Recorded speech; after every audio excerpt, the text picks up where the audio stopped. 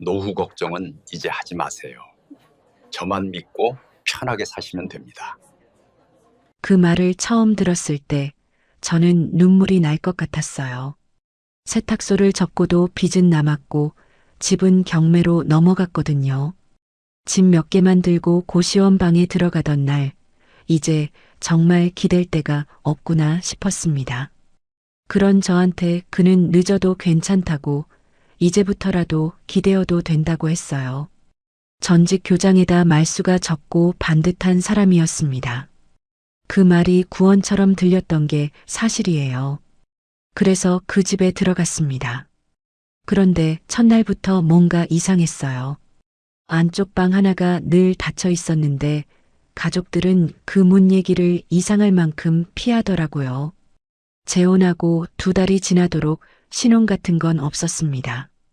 어느 순간부터 저는 밥을 먹이고 약을 챙기고 밤중에 부축하는 사람이 되어 있었어요. 그들은 처음부터 저를 아내 자리가 아닌 다른 자리로 데려온 걸까요? 시작 전 구독과 좋아요로 함께 해주시고 어느 지역에서 듣고 계신지 댓글로 한 번씩만 남겨주세요. 그곳에 행복이 닿길 바라겠습니다. 세탁소 문을 마지막으로 닫던 날이 아직도 생생합니다. 16회를 그 자리에서 버텼습니다. 남편이 갑자기 세상을 떠나고 나서도 저는 그 가게를 놓지 않았습니다.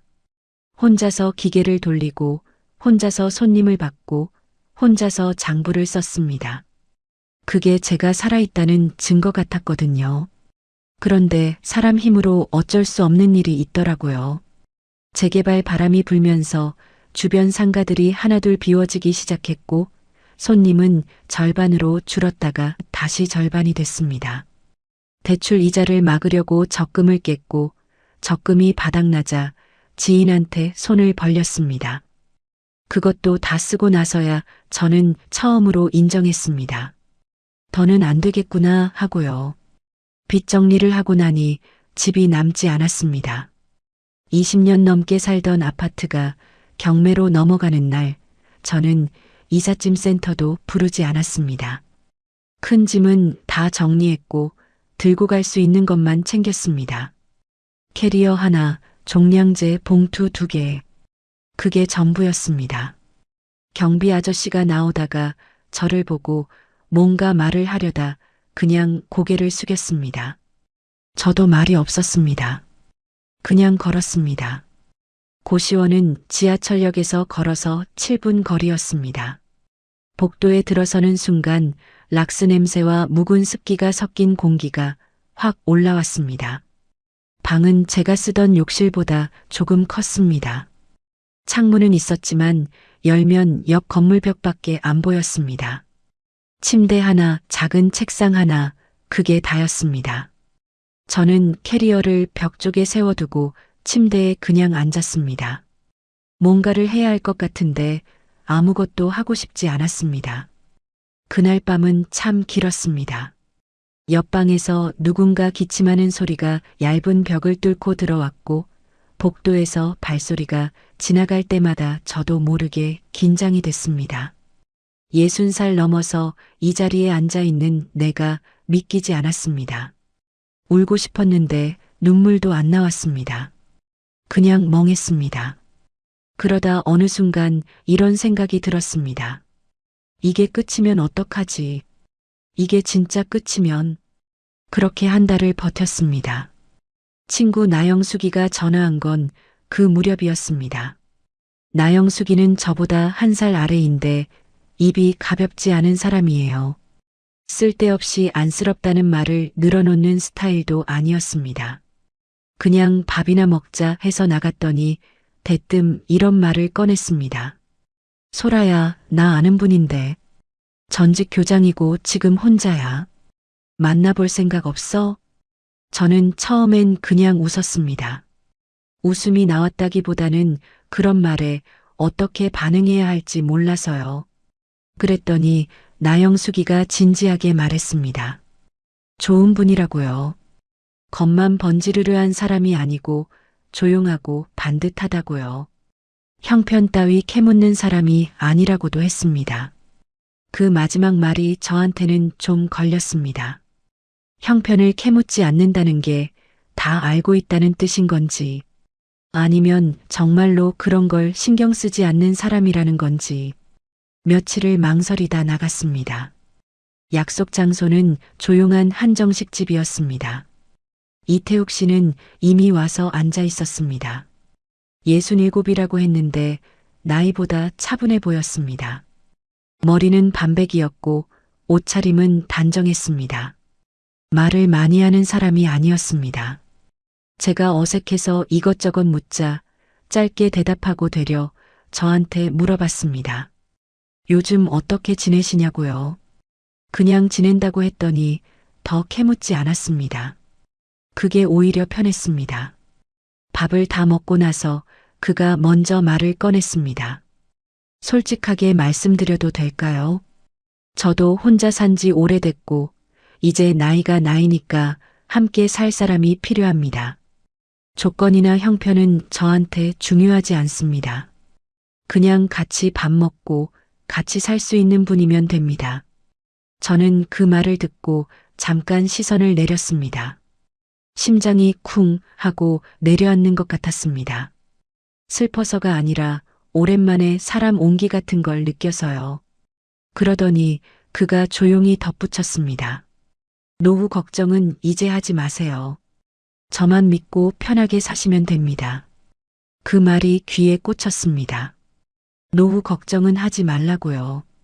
그 말이 고시원방 냄새랑 겹쳐지면서 저도 모르게 눈물이 차올랐습니다. 억지로 참았습니다. 처음 만난 자리에서 울 수는 없었으니까요. 그냥 조용히 고개를 끄덕였습니다. 2번 더 만났습니다. 2번 다 짧게 만나고 헤어졌습니다. 그는 압박하지 않았고 서두르지도 않았습니다. 그냥 묵묵하고 점잖았습니다. 나영숙이 말이 맞았습니다. 겉만 번지르르한 사람은 아니었습니다. 재혼을 결심한 건 3번째 만남에서 집으로 돌아오는 버스 안에서였습니다. 특별한 계기가 있었던 건 아닙니다. 그냥 더 버티는 게 무슨 의미가 있나 싶었습니다. 고시원에서 혼자 버티는 게 용기인지 아니면 그냥 고집인지 더 이상 모르겠더라고요. 그리고 솔직히 말하면 무서웠습니다. 이 나이에 몸이라도 아프면 정말 아무도 없겠구나 싶어서요. 혼인신고는 조용히 했습니다. 양쪽 다 2번째 결혼이었고 자녀들한테는 이미 알렸다고 했습니다. 따로 상견례도 없었고 식도 없었습니다. 간단하게 서류 정리하고 짐을 옮겼습니다. 나영숙이 혼자 와서 짐 나르는 걸 도와줬습니다. 고시원 원장한테 방 뺀다고 얘기하는데 그 말을 하면서 속으로 이제 그 방 냄새는 안 맡아도 되겠다 싶었습니다. 태욱 씨 집은 2층 단독주택이었습니다. 동네는 조용했고 집은 오래됐지만 관리가 잘 된 편이었습니다. 현관에 들어서는데 뭔가 공기가 무거웠습니다. 설레야 할 자리인데 그게 잘 안 됐습니다.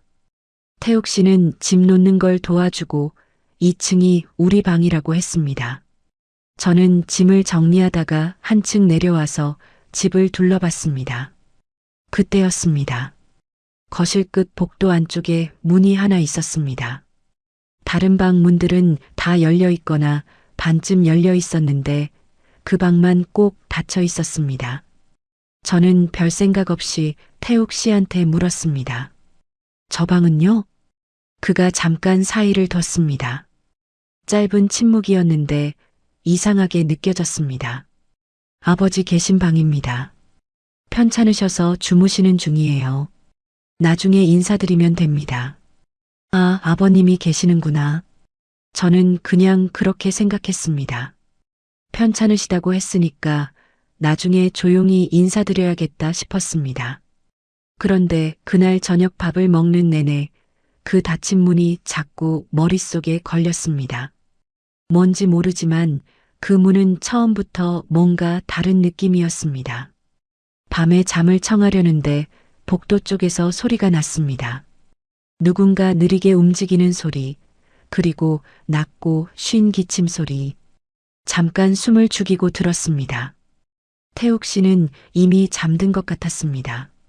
저 혼자 어둠 속에서 그 소리를 듣고 있었습니다. 그 집은 왜 처음부터 저를 그렇게 급하게 받아들였을까요? 이정복 어르신을 처음 제대로 본 건 재혼 사흘째 아침이었습니다. 태욱 씨가 출근 준비를 하는 사이 복도 끝 문이 조금 열리더니 아주 천천히 누군가 나왔습니다. 등이 많이 굽어 있었고 발을 제대로 떼지 못하고 질질 끄는 걸음이었습니다. 저는 얼른 다가가서 인사를 드렸습니다. 아버님, 저 소라입니다. 잘 부탁드립니다. 어르신은 저를 한참 보셨습니다. 눈이 흐릿했고 뭔가 말씀을 하시려는 것 같았는데 입술만 조금 움직이셨습니다. 저는 가까이 귀를 기울였지만 잘 들리지 않았습니다. 그냥 고개를 끄덕이고 부축해서 식탁까지 모셨습니다. 앉으시는 것도 혼자서는 힘들어 보였습니다. 태욱 씨가 나오더니 아무렇지 않은 얼굴로 말했습니다. 아버지 아침은 죽으로 드려야 해요. 이는 안 좋으시고 삼키는 것도 좀 느리세요. 저는 그날 처음으로 어르신 밥을 챙겼습니다. 냉장고에서 죽을 꺼내 데우고 숟가락을 입 가까이 가져가 드렸습니다. 어르신은 천천히 드셨습니다. 중간에 사례가 들여서 등을 두드려 드리기도 했습니다. 태욱 씨는 자기 밥을 먹으면서 핸드폰을 봤습니다. 그게 이상하다고 바로 느끼지는 못했습니다. 새로운 사람이니까 잘 보이고 싶었고 어른을 공경하는 건 당연한 일이라 생각했으니까요. 그냥 내가 먼저 챙기면 되지 했습니다. 그런데 그게 하루 이틀이 아니었습니다. 아침마다 어르신 죽을 드리는 건 자연스럽게 제 몫이 됐습니다. 약도 챙겨야 했습니다. 아침에 3알, 점심에 1알, 저녁에 2알. 처음엔 태욱 씨가 약 이름을 알려줬는데 며칠이 지나니까 그 얘기도 꺼내지 않았습니다. 제가 알아서 하는 걸 당연하게 여기는 눈치였습니다. 며느리 서민경이 오는 날이 있었습니다. 재혼하고 열흘쯤 지났을 때였습니다. 그녀는 현관에 들어서면서 제게 방긋 웃었습니다. 어머님 잘 지내셨어요? 어머님 덕분에 저희가 진짜 안심이에요. 그 말이 처음엔 그냥 인사말처럼 들렸습니다. 그런데 그날 민경 씨가 오면서 한 일이 뭔지 아세요? 과일 한 봉지 들고 와서 거실 소파에 앉아 1시간쯤 있다가 갔습니다. 어르신 방에 들어가지도 않았습니다.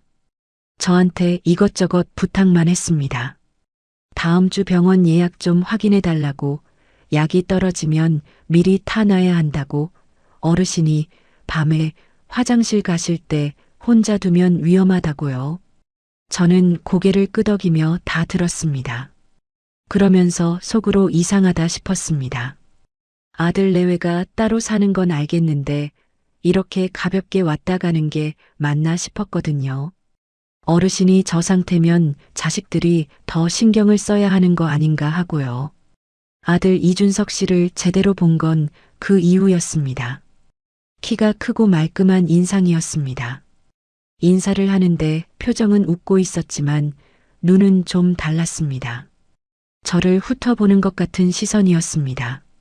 악수를 하면서 잘 부탁드립니다.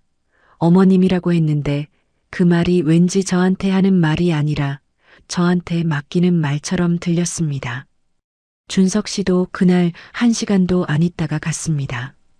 그렇게 한 달이 됐습니다. 그 한 달 동안 제 하루가 어땠는지 말씀드릴게요. 아침 6시 반에 일어나서 어르신 기침 소리가 들리는지 먼저 확인했습니다. 소리가 나면 복도로 나가 방문 앞에서 잠깐 기다렸다가 노크를 했습니다. 화장실 부축이 필요한 날도 있었고 혼자 가시는 날도 있었습니다. 그 다음 죽을 끓이거나 데우고 태욱 씨 아침도 같이 차렸습니다. 약을 챙기고 어르신이 다 드실 때까지 옆에 있었습니다. 태욱 씨는 밥을 먹고 나면 서재로 들어갔습니다. 은퇴는 했지만 뭔가 글을 쓴다고 했습니다. 오전 중에는 빨래를 했습니다. 어르신 것도 따로 세탁해야 했습니다. 오후에는 어르신이 주무시는 시간이 있었는데 그때 잠깐 앉았다가 금방 또 뭔가 해야 했습니다. 저녁이 되면 다시 식사 준비, 약, 부축. 밤 10시가 넘어서야 2층에 올라올 수 있었습니다. 몸이 힘든 것보다 이상한 감각이 더 불편했습니다. 이게 신혼인가 싶은 생각이 자꾸 들었거든요. 태욱 씨와 단둘이 앉아서 차 한 잔 마신 적이 거의 없었습니다. 저녁을 먹고 나면 그는 서재로 들어갔고 저는 어르신 쪽을 챙겼습니다. 우리 사이에 대화다운 대화가 없었습니다. 어느 날 저녁 용기를 내서 말을 꺼냈습니다. 여보, 아버님 돌보는 게 보통 일이 아니네요. 도움을 좀 받아야 하는 거 아닌가요? 요양보호사 같은 분이라든가. 태욱 씨는 잠깐 저를 봤습니다. 그리고 이렇게 말했습니다. 가족인데 이 정도는 해야지요. 남한테 맡기면 아버지가 얼마나 상처받으시겠어요. 가족인데 그 말이 귀에 걸렸습니다. 저도 가족이 된 지 한 달밖에 안 됐는데 가족이라는 이유로 이 모든 게 당연해지는 건가 싶었습니다. 하고 싶은 말이 더 있었는데 그의 표정이 이미 대화를 닫고 있었습니다. 저는 그냥 입을 다물었습니다. 그 다음 날 민경 씨한테서 문자가 왔습니다. 이번 주 목요일 병원 가는 날인데 어머님이 모시고 가주실 수 있냐고요. 준석 씨가 일이 있다고 했습니다. 저는 알겠다고 했습니다. 그런데 목요일이 되니까 민경 씨도 오지 않았습니다. 본인은 아이 학교 일이 있다고요. 결국 저 혼자 어르신을 모시고 병원에 다녀왔습니다. 휠체어를 밀고 접수를 하고 대기실에서 2시간을 기다렸습니다. 어르신은 중간에 배가 고프다고 하셔서 병원 편의점에서 따뜻한 음료를 사드렸습니다. 집에 돌아오니 오후 늦게였습니다. 태욱 씨는 서재에 있었습니다. 제가 들어오는 소리를 들었을 텐데 나오지 않았습니다. 저는 어르신을 방에 모셔드리고 부엌에 서서 잠깐 멍하니 있었습니다. 몸이 무거웠습니다. 손도 좀 떨렸습니다. 피곤해서가 아니라 이게 맞나 싶은 생각이 밀려와서요. 그날 밤 태욱 씨가 2층에 올라와서 짧게 말했습니다. 오늘 수고했어요. 딱 그 한마디였습니다. 저는 대답하지 않았습니다. 할 말을 잃었다기보다는 그 말이 남편이 아내한테 하는 말 같지 않았습니다. 일을 시킨 사람이 일한 사람한테 하는 말 같았습니다. 손이 차가웠습니다. 이불을 끌어당겼지만 잠이 오지 않았습니다. 재혼한 지 2달이 다 돼가고 있었습니다. 신호는 없었습니다. 설렘도 없었습니다. 아침부터 밤까지 어르신을 챙기고 빨래를 하고 병원을 다녀오는 날들만 있었습니다. 민경 씨는 올 때마다 어머님 덕분이라고 했고 준석 씨는 형식적인 감사를 했고 태욱 씨는 가족이니까 당연하다고 했습니다. 저는 그 집에서 점점 말이 없어졌습니다. 말을 잃는다는 게 어떤 건지 그때 처음 알았습니다. 하고 싶은 말이 없어지는 게 아니에요. 말을 해도 아무것도 달라지지 않는다는 걸 몸이 먼저 알아버리는 거였습니다. 그래서 그냥 하게 됩니다. 아침을 차리고 약을 챙기고 부축을 하고 빨래를 하고 아무 말 없이요. 그 집에서 제가 맡게 된 자리는 정말 아내 자리였을까요? 그날 아침은 유난히 일찍 시작됐습니다. 이정복 어르신 대학병원 진료가 잡혀 있었습니다. 동네 병원이 아니라 시내 큰 병원이었습니다. 전날 밤부터 준비를 해뒀습니다. 진료 기록 복사본, 약 봉투, 건강보험증, 여벌 옷 한 벌. 혹시 오래 걸릴 것 같아서 어르신이 드실 수 있는 부드러운 간식도 작은 통에 담아 가방에 넣었습니다. 자다가도 한번 깼습니다. 혹시 빠뜨린 게 있나 싶어서요. 아침 5시 반에 일어났습니다. 어르신을 씻겨드려야 했습니다. 혼자서는 힘드셔서 수건으로 닦아드리는 정도였는데 그것도 시간이 걸렸습니다. 깨끗한 옷으로 갈아입혀드리고 죽을 조금 드시게 했습니다. 약은 병원 가기 전이라 담당 의사 확인 전까지 오전 약은 잠깐 보류했습니다. 그것도 제가 챙겨야 할 판단이었습니다. 태욱 씨는 그날 함께 가지 않았습니다. 전날 밤에 말했습니다. 나는 오전에 선약이 있어서요. 소라 씨가 모시고 가면 되지요. 준석이한테는 연락해뒀어요. 저는 알겠다고 했습니다. 속으로는 말이 많았지만 밖으로는 꺼내지 않았습니다. 준석 씨가 온다고 했으니까 병원에서 만나면 되겠지 싶었습니다. 휠체어를 접어서 택시 트렁크에 싣는 것도 제 몫이었습니다. 어르신을 뒷좌석에 앉혀드리고 안전벨트를 채워드리고 저는 옆에 앉았습니다. 택시 기사분이 힐끗 보더니 아무 말 없이 출발했습니다. 어르신은 창밖을 멍하니 보셨습니다. 저는 옆에서 흘러가는 풍경을 같이 봤습니다. 병원에 도착하니 벌써 사람이 많았습니다. 휠체어를 펴서 어르신을 앉혀드리고 접수처로 밀었습니다. 번호표를 뽑고 기다렸다가 창구 직원이 저를 불렀습니다. 보호자분이세요? 네, 그렇습니다. 직원이 화면을 들여다보더니 말했습니다. 환자분 주 보호자가 이준석 씨로 등록되어 있는데요. 혹시 관계가 어떻게 되세요? 저는 잠깐 멈칫했습니다. 배우자입니다. 며느리 자리입니다. 직원은 별 표정 없이 고개를 끄덕이고 접수를 처리했습니다. 그 짧은 순간이 이상하게 오래 남았습니다. 주 보호자가 따로 있다는 말이 뭔가 저를 정해 내리는 것 같았습니다. 저는 보호자이긴 한데 주 보호자는 아닌 사람, 그냥 데려온 사람. 대기실로 돌아와 어르신 옆에 앉았습니다. 번호가 불릴 때까지 한참 기다려야 했습니다. 어르신은 중간에 졸다 깨다를 반복하셨습니다. 저는 가방에서 간식통을 꺼내 작게 한 조각 드렸습니다. 어르신이 천천히 드시는 걸 보면서 저는 무슨 생각을 했는지 잘 모르겠습니다. 그냥 멍했습니다. 준석 씨가 온 건 대기 번호가 거의 다 됐을 때였습니다. 정장 차림에 서류 가방을 들고 들어왔습니다. 저를 보더니 가볍게 고개를 숙였습니다. 어머님, 오래 기다리셨죠? 제가 좀 늦었네요. 저는 괜찮다고 했습니다. 어르신이 준석 씨를 보시더니 손을 뻗으셨습니다. 준석 씨가 손을 잡고 아버지, 저 왔어요 했습니다.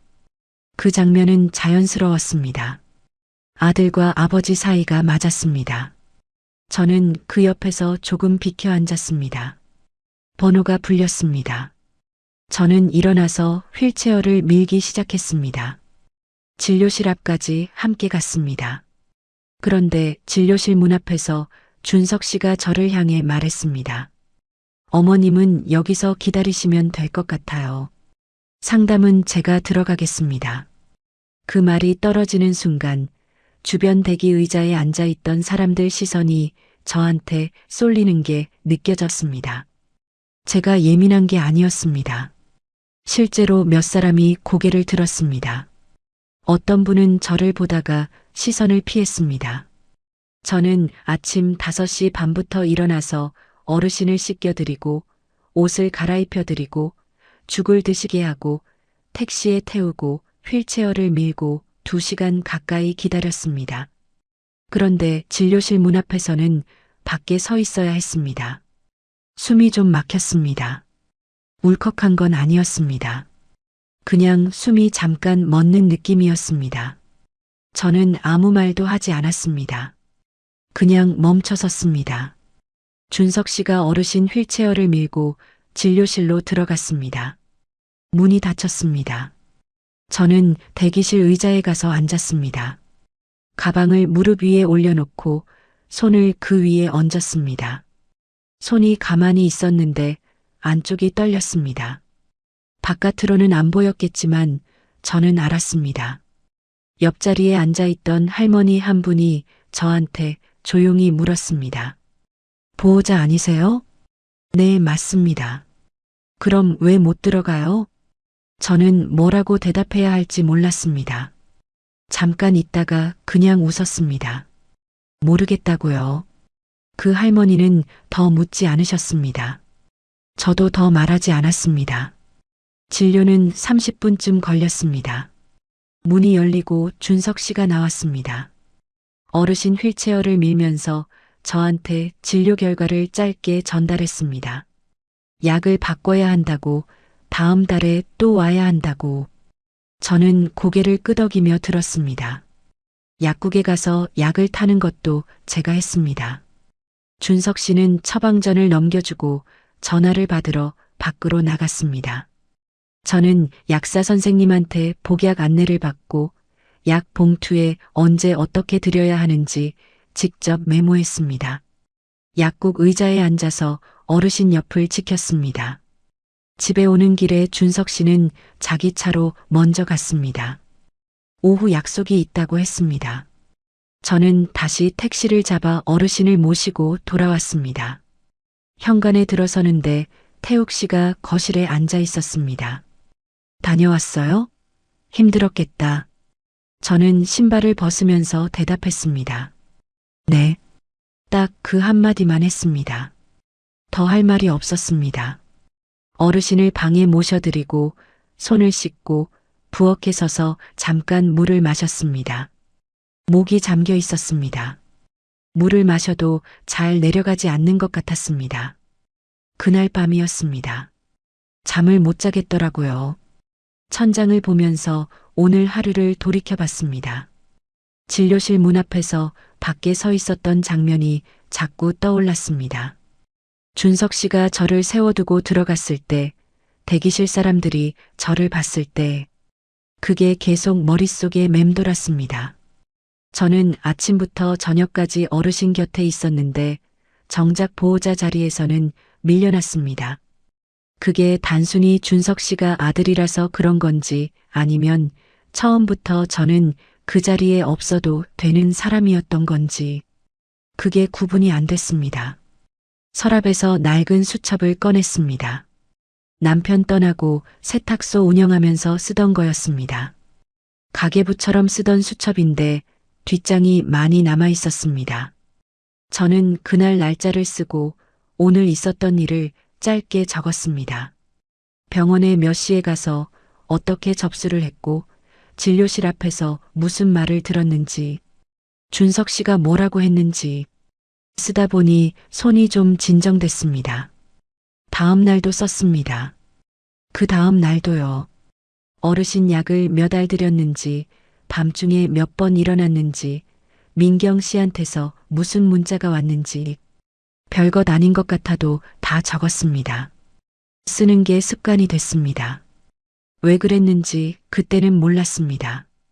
그냥 기록하지 않으면 제가 여기서 뭘 하고 있는지 아무도 모르겠다 싶었습니다.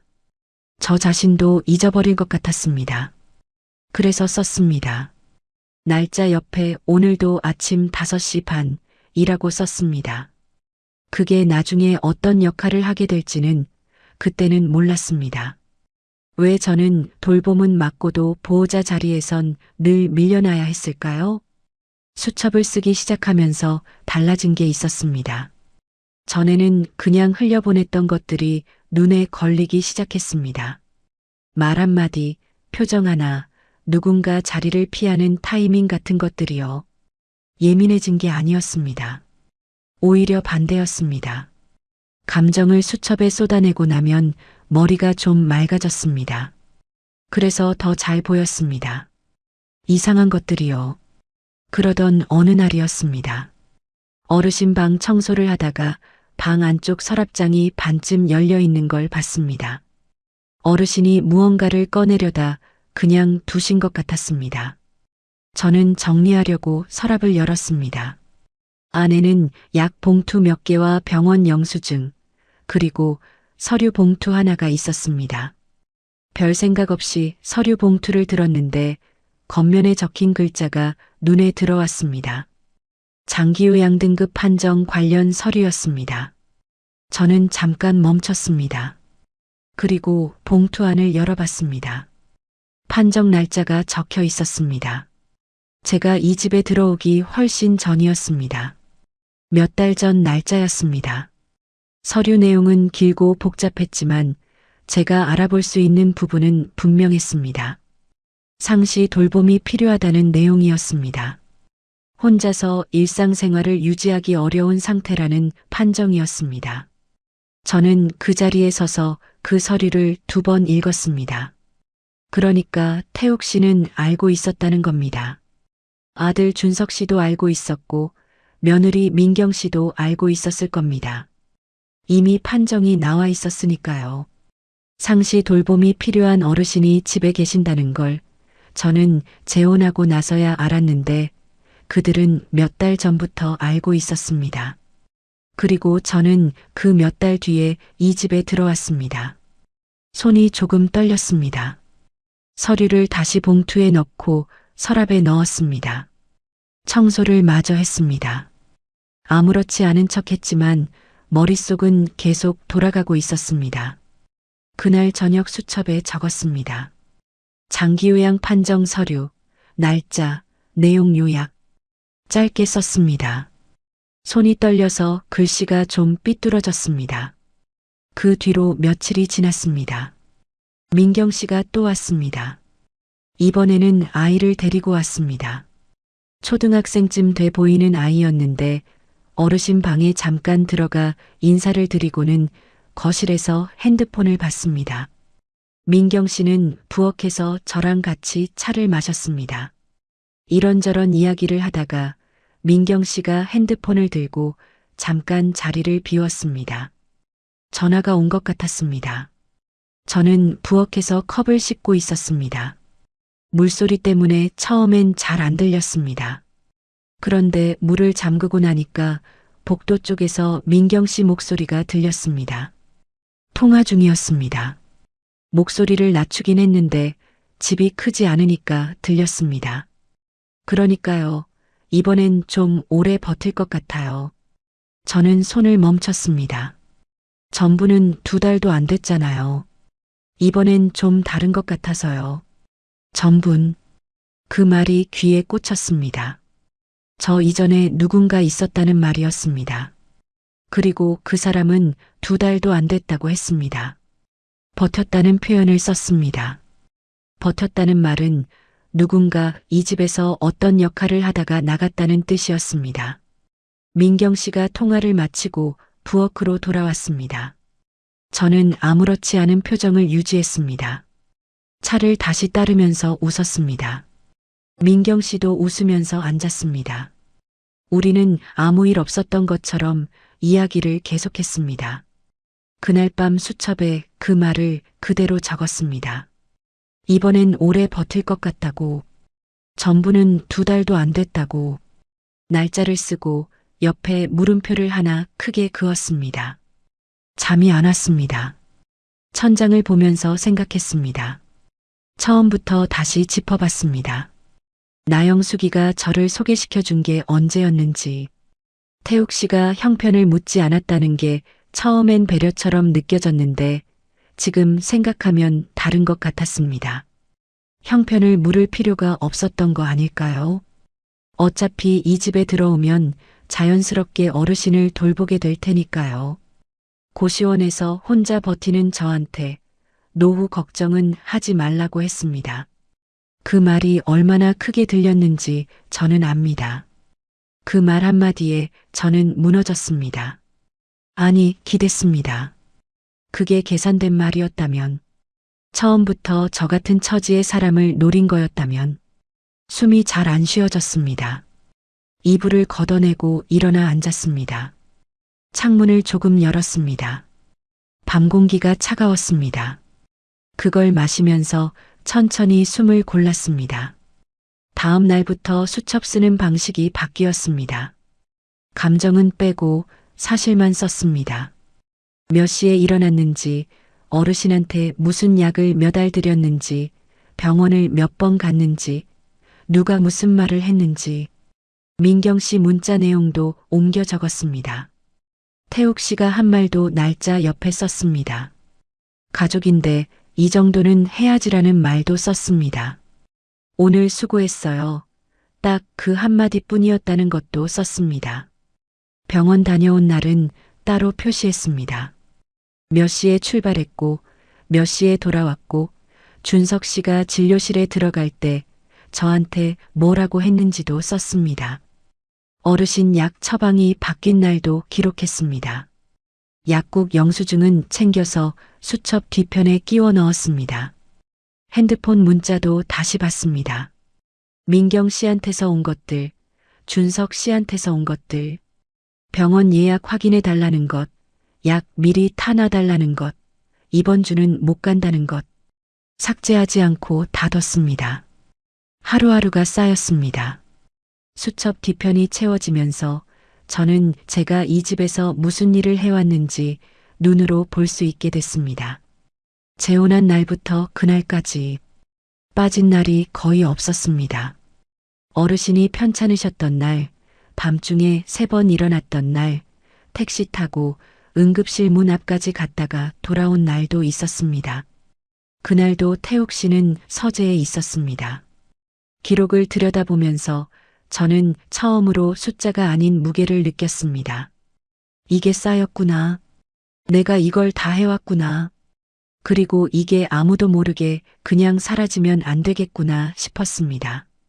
어느 저녁이었습니다. 태욱 씨가 서재에서 나오다가 제가 식탁에서 수첩을 들여다보는 걸 봤습니다. 뭐 써요? 그냥 메모요.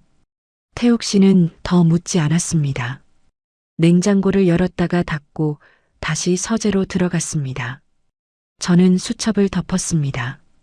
가방 깊숙한 곳에 넣었습니다. 그때부터 수첩은 항상 가방 안에 있었습니다.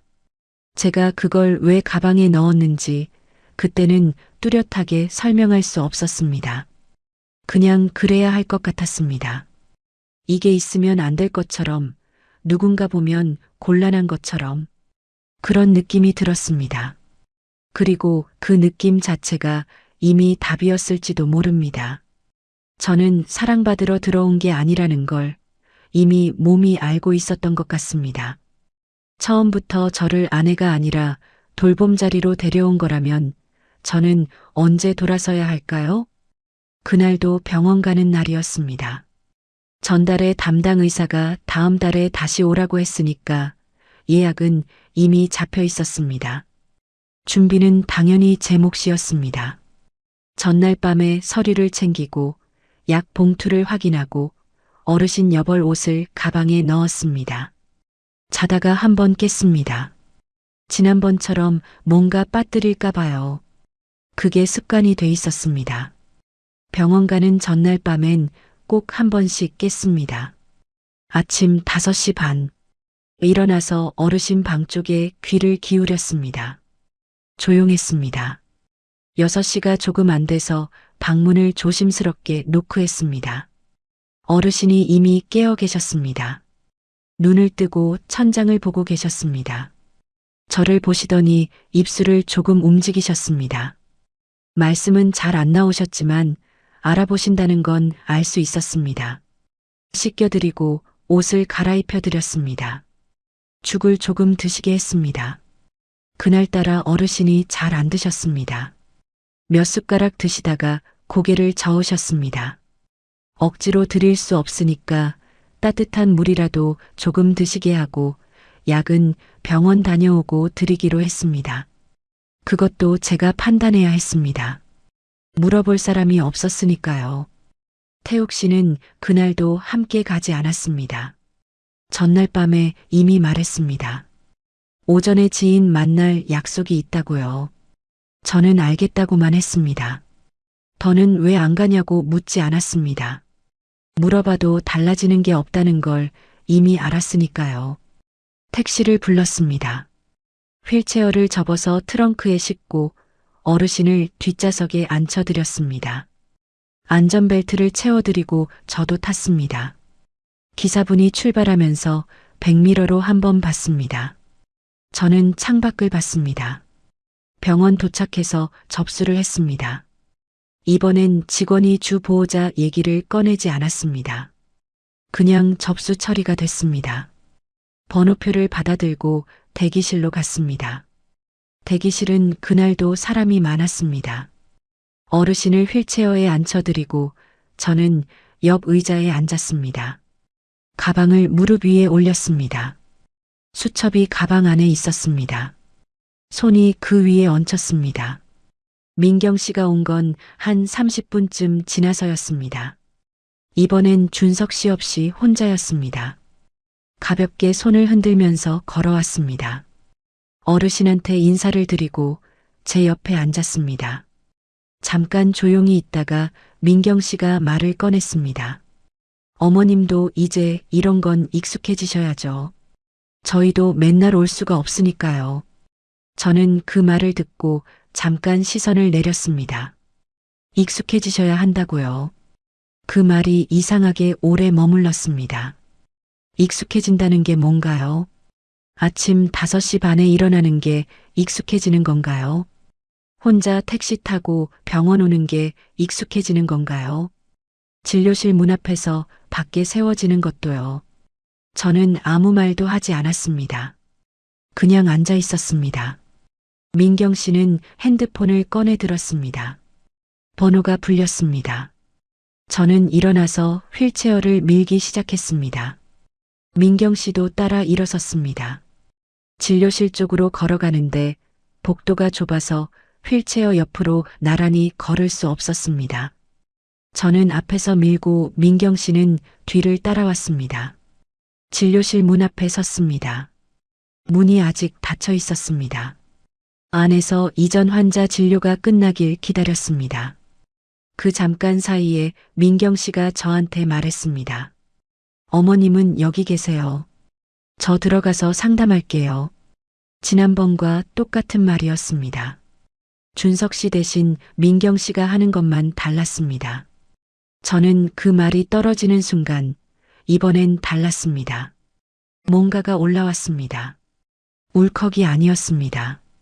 차갑고 단단한 것이었습니다. 속에서 뭔가가 자리를 잡는 느낌이었습니다. 저는 가방을 열었습니다. 수첩을 꺼냈습니다. 그리고 수첩 뒤편에 끼워뒀던 메모 몇 장도 꺼냈습니다. 병원 다녀온 날짜들, 약 챙긴 기록들, 민경 씨 문자 내용을 옮겨 적은 것들. 민경 씨가 제 손을 봤습니다. 표정이 조금 굳었습니다. 저는 조용히 말했습니다. 목소리를 높이지 않았습니다. 떨지도 않았습니다. 잠깐요. 드릴 말씀이 있습니다. 대기실에서 몇 사람이 고개를 들었습니다. 저는 신경 쓰지 않았습니다. 제가 이 집에 들어온 날부터 오늘까지 어르신 돌봄을 도맡았습니다. 아침마다 일어나서 씻겨드리고 약을 챙기고 밥을 드시게 하고 밤중에 부축하고 병원은 오늘까지 3번째입니다. 3번 다 제가 모시고 왔습니다. 민경 씨가 뭔가 말하려 했습니다. 저는 멈추지 않았습니다. 지난번에 준석 씨가 진료실 앞에서 저를 밖에 세웠습니다. 오늘은 민경 씨가 똑같이 하시려는 거잖아요. 그런데요. 저는 수첩을 들었습니다. 여기에 다 적혀 있습니다. 제가 어르신한테 무슨 약을 언제 드렸는지, 밤중에 몇 번 일어났는지, 병원에 몇 시에 와서 몇 시에 돌아갔는지, 어르신 담당 의사 선생님이 바꾼 처방 내용도 있고, 제가 직접 약사 선생님한테 들은 복약 안내도 여기 있습니다. 그런데 정작 진료실엔 제가 못 들어가는 거예요? 민경 씨 얼굴이 붉어졌습니다. 주변 시선이 느껴졌습니다. 복도 쪽 의자에 앉아있던 어떤 분이 우리 쪽을 바라봤습니다. 저는 한 박자 쉬었습니다. 그리고 말을 이었습니다. 저는 아내로 재혼한 줄 알았습니다. 그런데 아니었습니다. 저는 그 집에서 공짜 간병인이었습니다. 그 말을 하는데 목이 잠기지 않았습니다. 손도 떨리지 않았습니다. 오히려 처음으로 숨이 제대로 쉬어지는 것 같았습니다. 민경 씨는 한동안 아무 말도 못했습니다. 주변을 의식하는 게 눈에 보였습니다. 체면부터 살피는 눈빛이었습니다. 작게 기침을 하더니 목소리를 낮췄습니다. 어머님, 여기서 이러시면 곤란하잖아요. 우리 나가서 얘기해요. 저는 고개를 저었습니다. 곤란한 게 뭔지 저는 잘 모르겠습니다. 저는 그냥 사실을 말한 겁니다. 그때 진료실 문이 열렸습니다. 안에서 간호사 선생님이 환자 이름을 불렀습니다. 저는 수첩을 가방에 넣고 휠체어를 밀었습니다. 진료실 안으로 들어갔습니다. 민경 씨는 잠깐 멈칫하더니 뒤따라 들어왔습니다. 아무 말 없이요. 진료는 담담하게 진행됐습니다. 저는 의사 선생님 질문에 직접 대답했습니다. 어르신이 최근 어떻게 지내셨는지, 약은 잘 드셨는지, 밤중에 움직임은 어땠는지, 수첩을 꺼내 날짜별로 확인하면서 말했습니다. 의사 선생님이 저를 보면서 꼼꼼하게 챙기셨네요, 했습니다. 저는 그냥 고개를 끄덕였습니다. 민경 씨는 진료 내내 거의 말이 없었습니다. 병원을 나오면서 민경 씨가 주차장 쪽으로 걸어가다가 뒤를 돌았습니다. 어머님, 오늘 일은 저도 생각해 볼게요.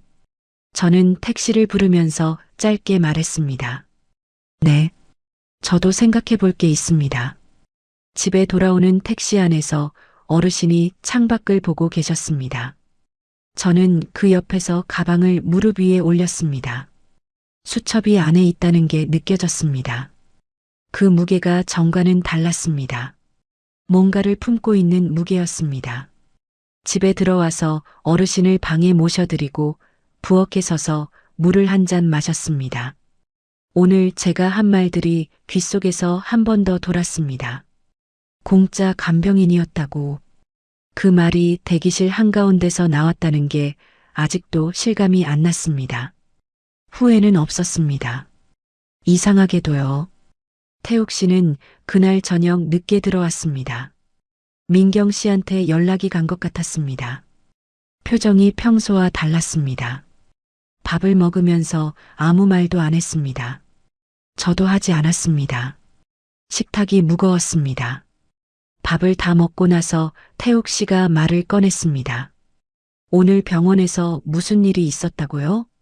저는 젓가락을 내려놓았습니다. 오해가 아닙니다. 사실을 말했습니다. 태욱 씨가 잠깐 저를 봤습니다. 그리고 아무 말도 하지 못했습니다. 시선을 피했습니다. 그날 밤 진짜 망신당한 사람은 과연 누구였을까요? 병원에서 돌아온 다음 날 아침이었습니다. 저는 평소처럼 5시 반에 눈이 떠졌습니다. 몸이 이미 그 시간에 익어 있었습니다. 알람이 없어도 그 시간이 되면 저절로 눈이 열렸습니다. 그게 습관이 된 지 꽤 됐습니다. 저는 천장을 보면서 잠깐 그대로 있었습니다. 오늘은 일어나지 말아야겠다고 생각했습니다. 어르신 방 쪽에서 기척이 들렸습니다. 저는 눈을 감았습니다. 그리고 다시 떴습니다. 몸이 먼저 일어나려 했습니다. 2달 동안 몸에 밴 것이었습니다. 저는 그 몸을 붙잡았습니다. 오늘은 아니다. 오늘은 먼저 생각을 해야 한다. 태욱 씨는 옆에서 자고 있었습니다. 숨소리가 고르게 들렸습니다. 어젯밤에 저한테 시선을 피하더니 그냥 잠든 사람이었습니다. 저는 그 숨소리를 들으면서 생각했습니다.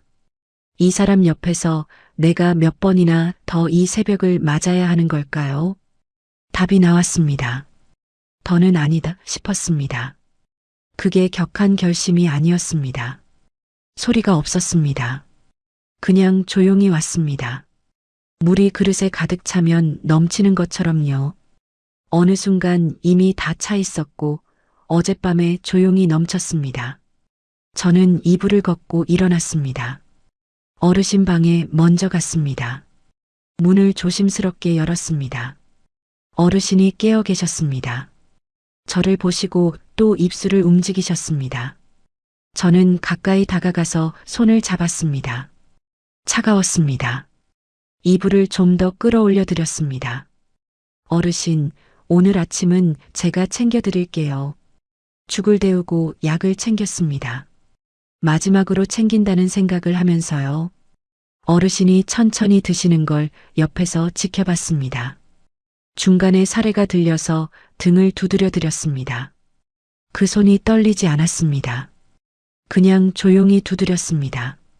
식사가 끝나고 어르신을 방에 모셨습니다. 이불을 덮어드리고 잠깐 손을 잡고 있었습니다. 어르신이 저를 보셨습니다. 눈이 흐릿하셨지만 뭔가 아시는 것 같았습니다. 저는 웃었습니다. 진짜 웃음이었습니다. 건강하세요, 어르신. 방문을 닫고 2층으로 올라갔습니다. 짐을 쌌습니다. 많지 않았습니다. 이 집에 들어올 때도 많지 않았으니까요. 옷 몇 벌, 세면도구, 수첩, 핸드폰 충전기. 캐리어에 넣으니까 반도 안 찼습니다. 그 나머지 공간이 이상하게 눈에 들어왔습니다. 2달 동안 이 집에 있었는데 제 것이 이것밖에 없었습니다. 짐이 없는 게 아니라 처음부터 제가 자리를 만들지 않았던 것 같았습니다. 아니, 만들 수 없었겠지요. 캐리어 지퍼를 닫는데 태욱 씨가 2층으로 올라왔습니다. 제 손을 보더니 멈춰 섰습니다. 소라 씨, 지금 뭐 하는 거예요? 저는 캐리어를 세워놓고 돌아섰습니다. 나갑니다. 태욱 씨 얼굴이 굳었습니다. 어제 일 때문에 그러는 거예요? 민경이가 좀 실수한 거잖아요. 오해예요. 저는 고개를 저었습니다. 오해가 아닙니다. 저도 처음엔 오해인가 싶었습니다. 그런데 아니더라고요. 소라 씨가 너무 예민하게 받아들이는 거예요. 살다 보면 그런 일도 있는 거지. 예민하게 받아들인다는 말. 그 말도 수첩에 적어야겠다 싶었습니다. 그런데 이제 적지 않아도 됐습니다. 제 머릿속에 이미 새겨졌으니까요. 태욱 씨, 저는 조용히 말했습니다. 저는 2달 동안 매일 새벽 5시 반에 일어났습니다. 어르신 씻겨드리고 죽 드리고 약 챙기고 밤중에 부축했습니다. 병원은 3번 혼자 모시고 갔습니다. 그런데 진료실엔 2번 다 밖에 세워졌습니다. 장기요양 판정 서류는 제가 들어오기 전부터 나와 있었더라고요. 그것도 저한테 말씀을 안 하셨잖아요. 태욱 씨는 말이 없었습니다. 저를 데려온 이유가 뭔지 이제는 압니다. 모른 척 할 수 없습니다. 그게 아니에요. 소라 씨를 그렇게 생각한 적 없어요. 목소리가 조금 높아졌습니다. 저는 흔들리지 않았습니다. 흔들리지 않는다는 게 차갑다는 게 아니었습니다. 그냥 이미 결정이 서 있으니까 말이 들어올 틈이 없었습니다. 저는 나갑니다. 이혼 절차는 변호사 통해서 진행할게요. 캐리어를 들고 계단을 내려왔습니다. 태욱 씨가 뒤따라 내려왔습니다. 거실에서 또 말을 걸었습니다. 소라 씨, 지금 어디 가려고요? 깔 데도 없잖아요. 그 말이 비수처럼 꽂히려 했습니다. 예전에 저였으면 그 말에 발이 묶였을 겁니다. 갈 데가 없다는 말, 고시원밖에 없다는 말, 그게 무서워서 버텼을지도 모릅니다. 그런데 이상하게도 그 말이 더 이상 무섭지 않았습니다. 고시원으로 갑니다. 저는 현관문을 열었습니다. 신발을 신으면서 짧게 덧붙였습니다. 거기가 더 낫겠습니다. 문이 닫혔습니다. 골목으로 나오니 아침 공기가 차가웠습니다. 캐리어 바퀴가 바닥을 구르는 소리가 났습니다. 저는 걸었습니다. 처음엔 빠르게 걸었습니다. 그러다 조금씩 속도를 늦췄습니다. 뛰어나온 게 아니었으니까요. 제 발로 걸어 나온 거니까요. 나영숙이한테 전화를 했습니다. 신호가 2번 가더니 받았습니다. 소라야, 무슨 일이야? 이 시간에. 영수가 나 나왔어. 잠깐 만날 수 있어? 잠깐 침묵이 있었습니다. 그러더니 나영숙이가 말했습니다. 어디야? 내가 갈게. 카페에서 만났습니다. 나영숙이는 제 얼굴을 보더니 아무 말도 안 했습니다. 그냥 따뜻한 걸 시켜줬습니다. 저는 처음엔 말이 없었습니다. 손으로 컵을 감쌌습니다. 온기가 손바닥으로 올라왔습니다. 그러다 말을 꺼냈습니다. 처음부터 다 얘기했습니다.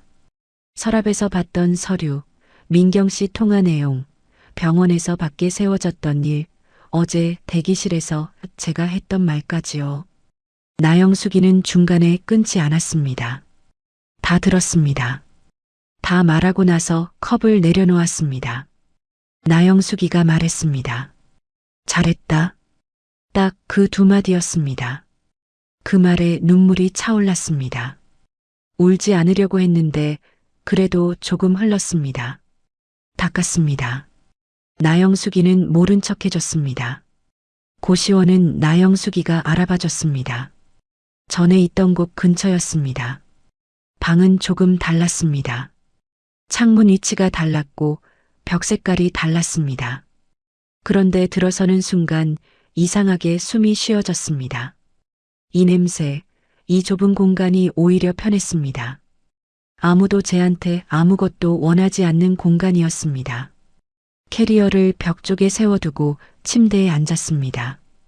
예전에 처음 들어왔을 때랑 똑같은 자세였습니다. 그런데 느낌이 달랐습니다. 그때는 끝자리에 몰린 것 같았습니다. 이번엔 달랐습니다. 이건 끝이 아니었습니다. 이혼 절차는 생각보다 오래 걸리지 않았습니다. 재혼 기간이 짧았고 큰 재산이 얽혀 있지 않았습니다. 변호사를 통해서 진행했습니다. 2달 동안 사실상 간병인처럼 일한 목, 이사 비용, 그 정도를 정리해서 받았습니다. 태욱 씨 측에서 처음엔 버텼습니다. 그런데 수첩을 근거로 제출하겠다고 하니까 생각이 달라졌습니다. 날짜별 기록, 병원 영수증, 문자 내용, 그게 다 있었으니까요. 수첩이 그 역할을 했습니다. 처음에 왜 썼는지도 몰랐던 그 수첩이 결국 제가 2달 동안 무엇을 했는지 증명해 줬습니다. 아무도 알아주지 않을 것 같았던 그 새벽들이 결국 글자가 되어 남아 있었습니다. 절차가 끝나고 며칠 뒤 저는 고시원 방에 앉아서 오래 생각했습니다. 뭘 할 수 있을까? 뭘 하고 싶을까? 세탁소는 다시 할 엄두가 안 났습니다. 몸도 마음도 준비가 안 됐습니다. 그래서 작은 것부터 시작했습니다. 동네 복지관에서 요양보호사 교육과정이 있다는 걸 알았습니다. 저는 신청했습니다. 이상하게 들리실 수 있다는 거 압니다. 공짜 간병인 소리를 들었던 사람이 요양보호사 교육을 받는다고요. 그런데 저는 이렇게 생각했습니다. 그 집에서 한 일이 더럽고 억울한 기억으로만 남는 게 싫었습니다. 그 2달 동안 제가 배운 것들, 어르신 몸 상태 파악하는 법, 약 챙기는 방법, 병원에서 묻고 기록하는 것들, 그게 쓸모가 없는 게 아니었습니다. 제대로 된 자격을 갖춰서 이번엔 당당하게 쓰고 싶었습니다. 고시원 방은 여전히 좁습니다. 창문을 열면 옆 건물 벽이 보입니다. 그런데 이번엔 그 벽이 달라 보였습니다. 갇힌 느낌이 아니었습니다. 이 방은 실패의 끝이 아니었습니다. 처음 여기 들어왔을 때는 모든 게 무너진 자리였습니다. 이번엔 달랐습니다. 이건 제가 선택해서 돌아온 자리였습니다. 제 발로 걸어 들어온 자리였습니다. 그 차이가 전부였습니다. 무너진 건 제 인생이 아니었습니다.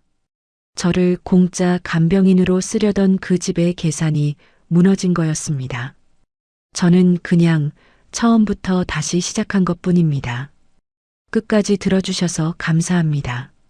구독과 좋아요는 다음 이야기를 이어갈 힘이 됩니다. 그리고 주인공에게 한 줄 응원을 댓글로 남겨주시면 그 마음까지 함께 전해두겠습니다.